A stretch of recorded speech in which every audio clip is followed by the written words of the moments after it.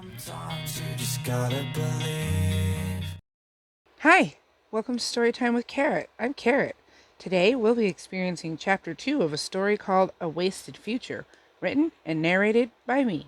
If you haven't seen Chapter 1, I recommend checking it out first. Otherwise, this one might not make much sense. I'll leave a link in the description. Now let's see what this chapter has in store for Carrot 2. I decided to honor the memories of the people whose skeletons I'd found in my last scavenge trip. Their losses had been my gain, and it was the least I could do. With as much reverence as humanly possible under the circumstances, I gathered the bones of the dead. I moved as quickly as I dared. I wasn't interested in spending 4 days sleeping out like I had before, but I wanted to be sure I collected all the remains I'd found in my previous scavenge. I would give them a place to rest in peace, a mausoleum with wards to protect it from anyone with ill intent. I built the mausoleum using some of the resources I'd gathered from the ruined houses in the bunker. The walls were mostly built with cobblestone bricks, and I used steel blocks and polished deep slate as an accent. The roof was steeply pitched and made of fully aged copper and tinted glass that had once surrounded the power cells in the bunker. The floor inside was white, made of calcite and polished diorite. I gave each skeleton its own spot on one of the shelves I built along the walls, and in the center of the room I placed a flawless diamond, a token of my appreciation for what had been lost when these souls were freed from this existence. I didn't know how any of them had died, but I knew that being alive meant I was one of the lucky ones. As I sealed the door to the mausoleum, I looked at what I'd built. It had turned out exactly as I'd imagined it, and I felt certain that if any of those lost had family out there, they would appreciate the effort. I spent the next day just playing with hope. I knew I had things to do, but it had been an emotional month. When I'd awoken that morning, it had hit me like a ton of bricks. It had been a whole month since I'd lost everything. A month since I'd fled for my life. I'd been on high alert since I'd found this place 3 weeks ago, and I needed a day to try to enjoy life. After a day of leisure, I was feeling much better, and by the time I went to bed, I had decided that the next day I would start making plans to climb to the Sky City floating in the clouds above my head. Sky cities had existed almost since the first survivors had emerged from underground. Much had been lost during the Great War that destroyed the world, but magic had been freed. Magic had set the Sky Cities floating, and it was magic that kept them up there. I'd never been to a Sky City myself, but before my town had burned, we'd had trade agreements in place with a couple of different ones. Specially trained groups of people called the Winged were responsible for carrying goods to and from the Cloudbound. Skill with elytra was paramount to such an arrangement. However, toting cargo was only a secondary job for the Winged. They were more specifically responsible for maintaining peace between settlements and arranging trade agreements on behalf of whatever town they were employed by. Being one of the Winged was an honor no matter where you went, something akin to knighthood in the Middle Ages of the Old World. When I was a young child, I dreamt of being trained as one of them. My plan was to locate one of the Winged and ask them to deliver the letter I'd written to my uncle. But first I had to get up there. Considering my circumstances, I didn't really have a lot of options, so I settled on building a dirt pillar. Perhaps not the fastest or safest way up, but certainly the most attainable. It only took me a few hours to collect enough dirt blocks to make the journey. So, 3 days after finishing the mausoleum, I left Hope at the house on the hill and pillared my way up to the city in the clouds. When I reached a point about 150 meters up, I stopped to take in the view.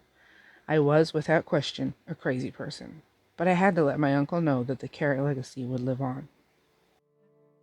When I got up to the receiving zone of the Sky City, I took a moment to look around me. It could have been any other town in the wastes, except instead of grass, there were solid clouds, and instead of paths, there were wooden walkways. The buildings were made of what seemed like every form of pristine white quartz the citizens could get their hands on. I don't know what I'd expected, but it wasn't that. While I didn't know much about Sky Cities, I did know that every one of them had a pub. It was practically a requirement in order for one of these towns to exist, and it was usually the best place to meet the kind of people I was looking for. Finding the pub was easy, and I was only a little surprised to find it completely empty of any citizens besides the barkeep. "Hi there," he said as I approached the bar. "How can I help you?" "Hi, is this the only pub in town?" I asked. "Sure is. People start showing up around 5, but until then it's pretty quiet." "I heard you lot like to work. How often do you see the Wing?" I asked. "Oh, they come around once every couple of weeks. They were just in yesterday. Said there's new construction on the ground," he answered. "Righto," I said, ignoring his bait. He was clearly fishing. "In that case, I'd better get back to the surface. Things to do, bandits to slaughter. You know, life in the wastes." I could tell by the look he gave me that this kid didn't have a clue. The sheltered lives of the sky people was clearly reflected in the startled way he'd reacted to my casual suggestion of ending bandit life. The surface dwellers had never been so innocent. Even before the Great War, people were unfazed by the slaughter of other people. I wanted to take the kind of idyllic peace and safety of the Sky City back to the surface. If only I could trap it in a bottle somehow. As I headed back down my pillar of dirt, I contemplated my options. It hadn't sounded like the winged that visited them kept a very precise schedule. I could easily hang around for a couple of weeks and make the climb again, but I couldn't be sure I'd catch one of the winged. Alternatively, I could move on, but I needed to be sure I was moving toward the Bandit King's hideout, and I wasn't quite sure yet where that was. I contemplated my options all night, and the following morning I set out with hope close at my heels. I wasn't moving on, but I didn't want to wait another 2 weeks if I didn't have to, so I set out to see if I could find a surface town within a couple days' travel.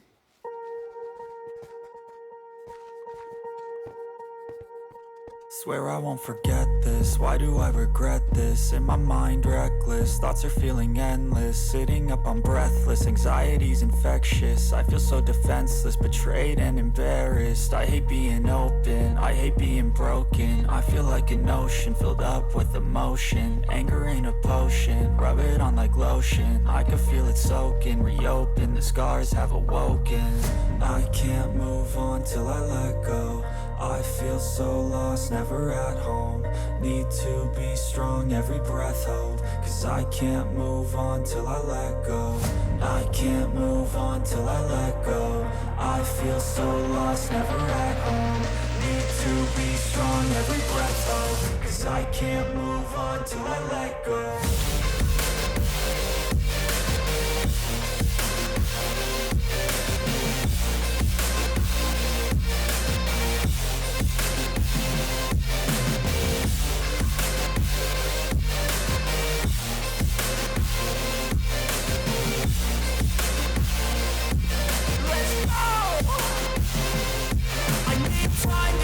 The pain makes it real, I don't wanna feel, I just wanna kill the bad thoughts and steal a good thought and feel. I'm just lost, I feel, I'm just lost, I feel. I need time to heal, I can't steer the wheel. Cause this drive to kill, and it gives me chills. A nice road it feels, I slip off the peel and crash all the steel. Will I ever heal? I can't move on till I let go. I feel so lost, never at home. Need to be strong, every breath hold. Cause I can't move on till I let go. I can't move on till I let go. I feel so lost, never at home. Need to be strong, every breath hold. Cause I can't move on till I let go.